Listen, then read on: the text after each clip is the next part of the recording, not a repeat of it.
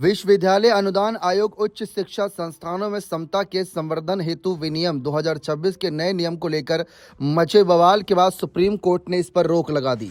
इसके बाद इसे लेकर अब सियासत तेज हो गई। उत्तर प्रदेश की पूर्व मुख्यमंत्री मायावती ने कोर्ट के फैसले का स्वागत किया। इसे लेकर कांग्रेस नेता उदित राज ने और कांग्रेस के कई अन्य नेताओं ने मायावती पर हमला बोला।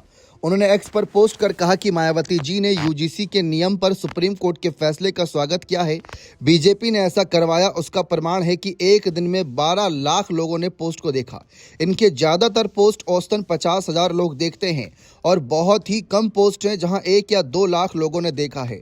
या क्या इनके दलित समर्थक चाहे जितना अंधभक्त हों, सवर्ण जिसका विरोध कर रहे हों, उन्हीं के साथ हो जाएंगे? पूरी बीजेपी आईटी प्रकोष्ठ ताकत लगा दिया है। अब भी क्या प्रमाण की जरूरत है जानने का कि मुंह में अंबेडकर और दिल में कमल है?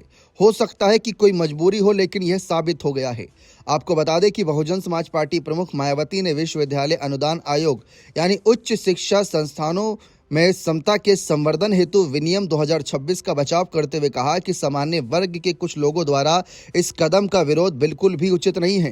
हालांकि उन्होंने आगाह किया कि सामाजिक तनाव से बचने के लिए इन नियमों को व्यापक विचार विमर्श के बाद लागू किया जाना चाहिए। मायावती ने कहा, देश के उच्च शिक्षण संस्थानों में जातिवादी भेदभाव के निराकरण के लिए विश्वविद्यालय अनुदान आयोग यूजीसी द्वारा सरकारी कॉलेज और निजी विश्वविद्यालयों में समता समिति बनाने के नए नियम के कुछ प्रावधानों को केवल जातिवादी मानसिकता वाले सामान्य वर्ग के लोग ही विरोध कर रहे हैं। इसे भेदभाव और षड्यंत्र मानना कतई उचित नहीं है। उन्होंने कहा कि पार्टी का यह भी मानना है कि इस प्रकार के नियमों को लागू करने से पहले सभी को विश्वास में लिया जाना चाहिए था, जिससे सामाजिक तनाव पैदा नहीं होता और सरकार और सभी संस्थाओं को लेकर इस ओर ध्यान देना चाहिए। बसपा नेता ने कहा कि ऐसे मामलों में दलित और पिछड़े वर्ग के लोग भी इन वर्गों के स्वार्थी और बिकाऊ नेताओं के भड़काऊ बयानों के बहकावे में नहीं आए, जो आए दिन घिनौनी राजनीति करते रहते हैं। इन वर्गों के लोगों को सावधान रहना चाहिए।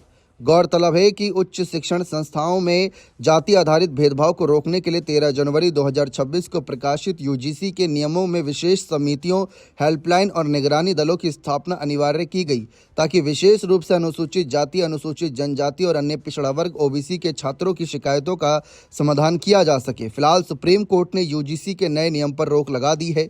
इस मामले पर अगली सुनवाई 19 फरवरी को होगी। बने रहे चैनल के साथ। बहुत बहुत शुक्रिया।